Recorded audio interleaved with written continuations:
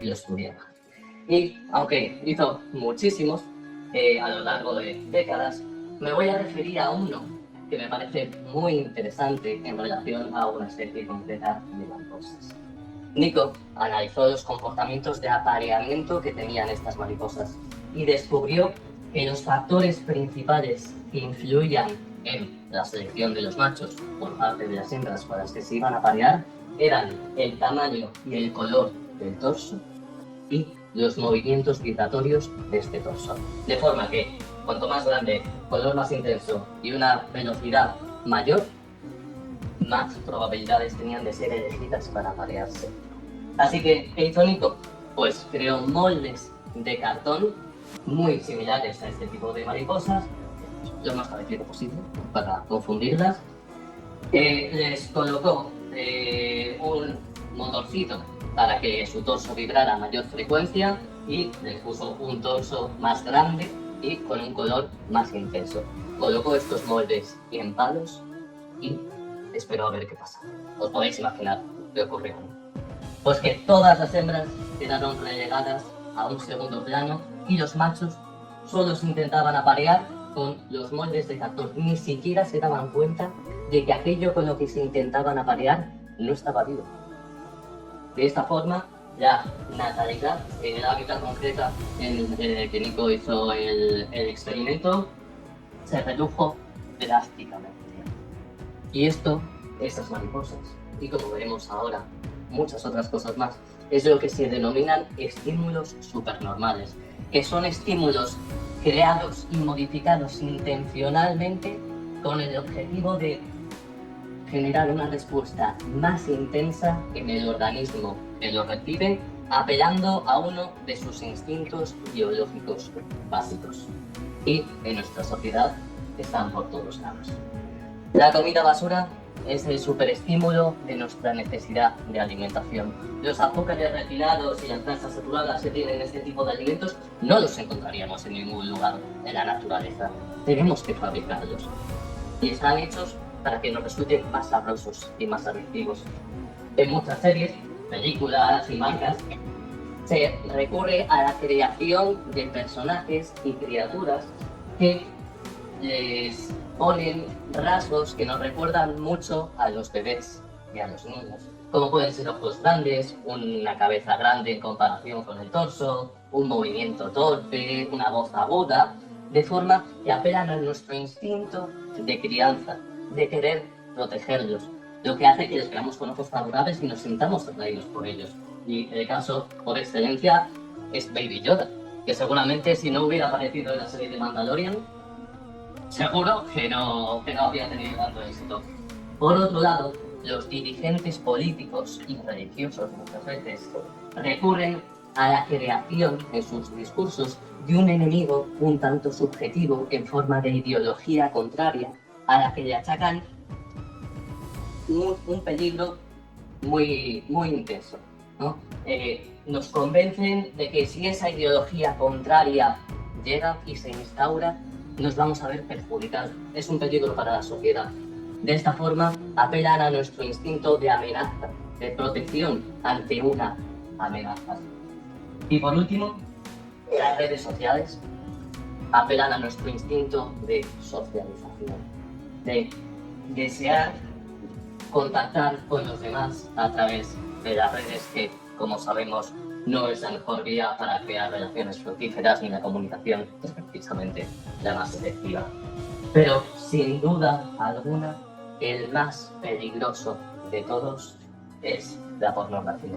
Pues la pornografía apela a nuestro instinto de reproducción y es la que provoca unas reacciones tremendamente intensas en nuestro cerebro. Hoy en día tenemos la creencia de que todo lo referente al sexo está muy liberalizado. Parece que los viejos tradicionalismos referentes al matrimonio y las relaciones establecidas que dominaban el pasado se han ido difuminando poco a poco y ahora existe una variedad muchísimo mayor en el espectro sexual y pensamos que todo el mundo tiene más sexo, disfruta más de sexo, habla más del sexo y en referencia a esto todo está más abierto. Sin embargo, ¿Creéis que esta percepción, que imagino que la tenemos todos en comparación con el pasado, se materializa de verdad? Desgraciadamente, no es así. Hay un montón de estudios referentes a los comportamientos sexuales en distintos países, pero en concreto me referiré a un macroestudio publicado por el Washington Post en 2019, en el que se analizaban durante 3 décadas los comportamientos sexuales de los estadounidenses. Y los resultados son muy, pero que muy alarmantes. En el primer gráfico podemos ver el índice o la tasa de virginidad en los hombres entre la franja de los 18 y los 30 años. Como podéis ver, en 2008, un año después de la aparición del primer iPhone, dicha tasa, dicho porcentaje, estaba en el 8%, ¿no? Algo aparentemente normal. 18-30 años, un 8% de hombres vírgenes, no parece nada demasiado alarmante. Sin embargo, en 2018, cuando finalizó este estudio, dicho porcentaje había alcanzado la vertiginosa cifra del 27%. Es decir, que prácticamente 1 entre 3-4 hombres estadounidenses es virgen a día de hoy.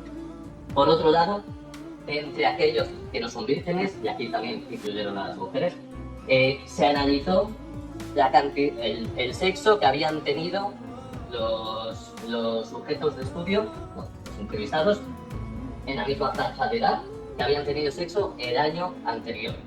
En 2008, esa cifra rondaba el 7% en las mujeres y el 10% en los hombres. Sin embargo, cuando finalizó el estudio en 2018, ese porcentaje alcanzó el 18% en las mujeres y el 28% en los hombres. Es decir, que aunque tengamos esta idea de que el sexo está más abierto y que la gente lo disfruta más, la realidad es completamente distinta. Entonces tenemos que empezar a actuar no acorde a las percepciones que tenemos en cuanto a ese fenómeno, a esa apertura sexual, sino a lo que está ocurriendo realmente en los comportamientos de la vida de las personas.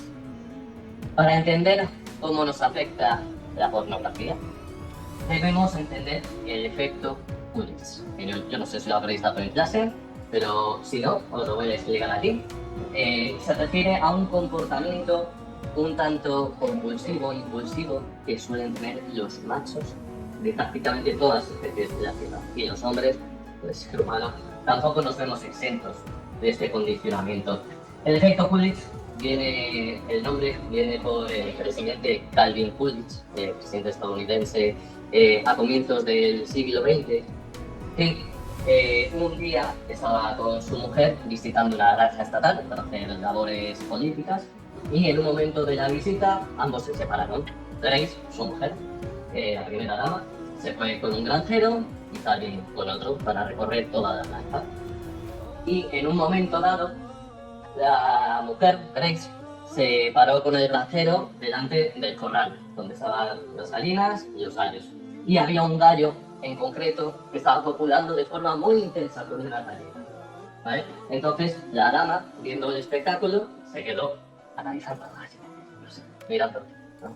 Del granjero, imaginaos la primera dama a tu lado, con este espectáculo, el gallo haciendo todo tipo de sonidos, pues empezó a poner nervioso, ¿no? Estaba diciendo, pues qué coño, porque está mirando tanto al gallo. Y se quedó así analizando la mujer y dijo, oye, ¿este gallo siempre copula con tanta intensidad? Y el granjero le respondió, sí, es nuestro semental por excelencia, lo hace día y noche. Y se quedó así y dijo, ¿me puedo hacer un favor? ¿Puede ir a mi marido y contarse? Entonces el granjero pidió la ironía y dijo, vamos para allá. Fue al presidente, o sea, el pobre granjero menuda era el último. Y le dijo, Calvin, o señor Coolidge, mejor dicho, que su mujer me ha pedido que le cuente esto que ha ocurrido con el gallo. Se rió y se quedó así también pensativo y le dijo, pero ¿lo hace siempre con la misma frecuencia? Y le dijo el granjero, no, siempre con una distinta. Le dijo, pues por favor, vaya y dígase lo mismo. Entonces, de aquí, de esa historieta, viene ese nombre de efecto Coolidge, también conocido como neofilia, que se define como la tendencia que tenemos los machos a mantener un estado prácticamente perpetuo de excitación siempre que se nos presenten distintos estímulos novedosos en referencia que apelen a nuestro instinto de sexualidad. Entonces, ya podemos ir hilando los hilos, ¿no? De por qué la pornografía es tan adictiva, ya que nos ofrece esta novedad de forma constante. Y es que, si bien me he referido a los machos y al efecto Coolidge, las mujeres tampoco estáis exentas de esta neofilia. Sin embargo, la intensidad con la que lo vivís es completamente distinta a cómo la vivimos nosotros. Y es que la pornografía afecta de forma distinta a hombres y mujeres. Nuestra percepción en cuanto al proceso romántico sexual es distinto. Los hombres somos más básicos, tenemos más el foco puesto en lo que sería el acto sexual como tal.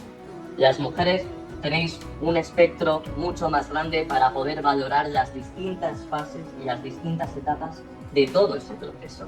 Cosas como la mirada, el acercamiento, la conversación, la escalada, el contacto físico, todas estas cosas tienen suma relevancia en nosotras. Yo suelo decir que si lo comparamos con la música, a los hombres nos atraería más el final explosivo de una canción, mientras que para las mujeres cada nota tiene suma relevancia. Y por este motivo, los hombres seguimos siendo los mayores consumidores de pornografía, ya que en términos generales la pornografía está más inclinada a presentar ese final sexual que nos suele atraer más a nosotros. Sin embargo, como vemos, las mujeres no dejáis de crecer. De hecho, hay un estudio publicado en 2017 por la Universidad de Carolina del Norte que analizó los comportamientos de consumo de pornografía en los universitarios estadounidenses y arrojó unas cifras que eran que el 19% de los hombres universitarios estadounidenses padecía adicción a la pornografía, la utilizaba a diario, es decir, 1 de cada 5 universitarios. Sin embargo, ese porcentaje de las mujeres era del 4%, 1 de cada 20 universitarias. Vemos, por lo tanto, que la forma en la que nos incide y la forma en la que nos engancha es distinta. No puedo obviar al profesor Gary Wilson, luego voy a hacer una pregunta. No puedo obviar al profesor Gary Wilson, que es el investigador estadounidense que más trabajo ha hecho en relación a iluminar un poco las influencias de la pornografía y que publicó un libro llamado Your Brain on Porn, que es una obra magnífica, solo está en inglés desgraciadamente, pero os invito a que la leáis. Por desgracia también el profesor Gary Wilson falleció el año pasado, pero dejó un legado magnífico en las redes sociales y en las bibliotecas gracias a su obra. En ella nos cuenta que nuestro cerebro es exactamente el mismo que tenían nuestros antepasados, apenas hace 200, 300 años, e incluso todo el Homo sapiens como tal. Nuestra estructura cerebral no ha variado.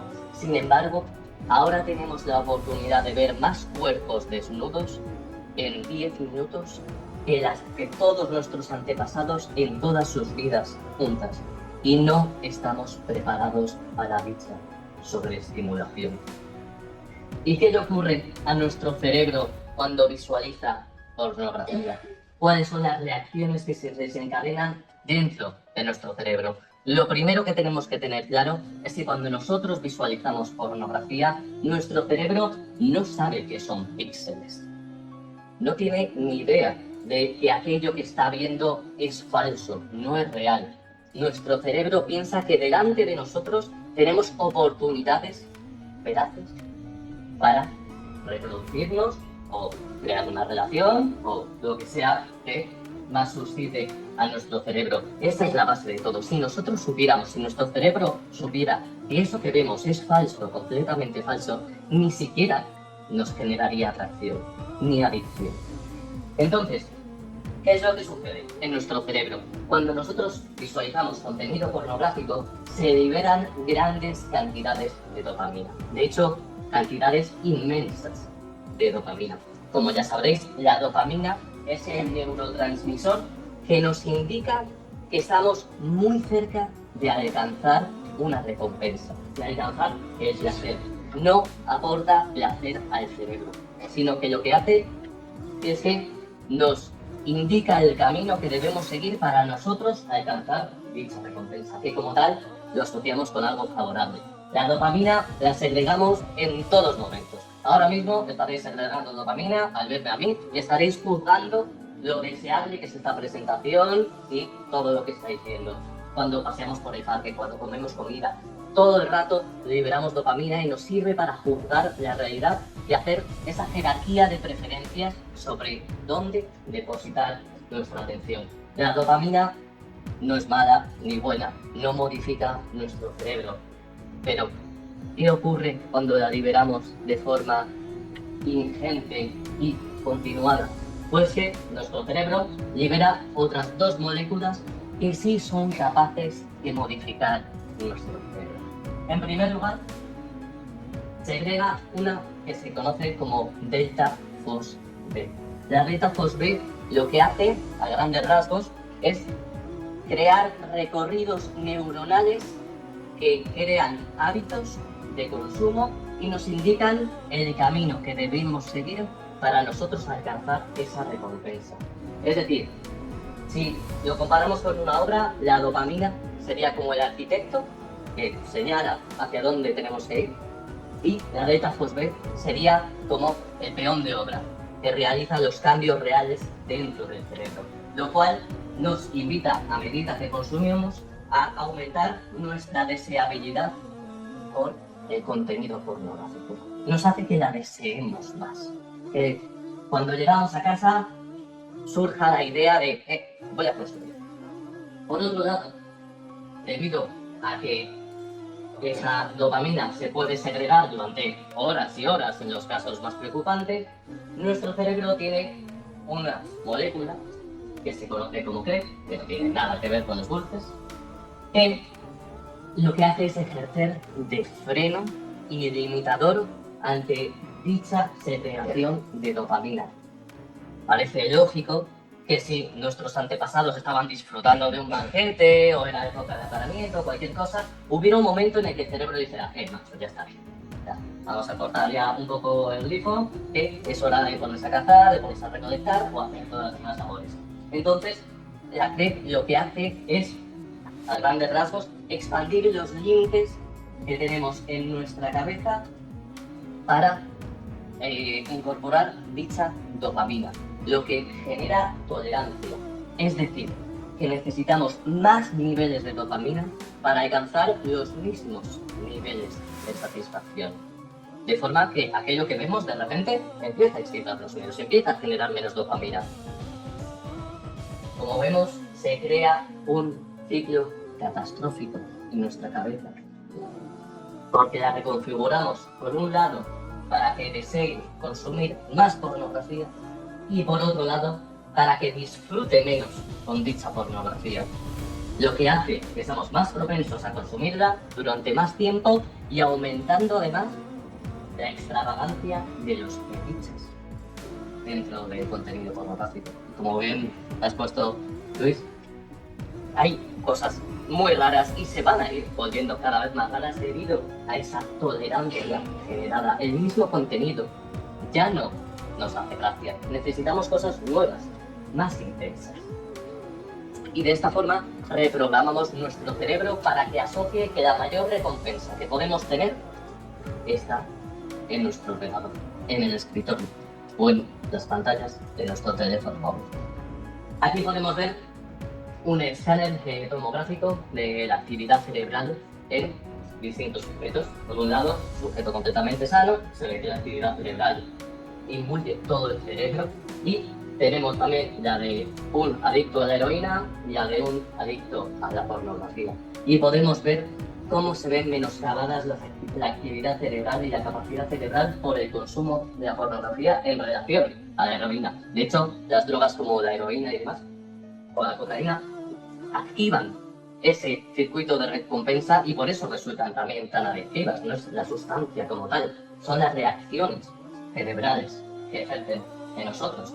Y por otro lado también, porque muchas veces está ese mito de, bueno, pero por lo menos si tenemos pornografía, podemos hacer que la sociedad canalice esos impulsos sexuales de una forma que no afecta a nadie más, a través de las pantallas, y ya está, ¿no? Parece que ese es como el argumento bueno a favor de la pornografía, pero no.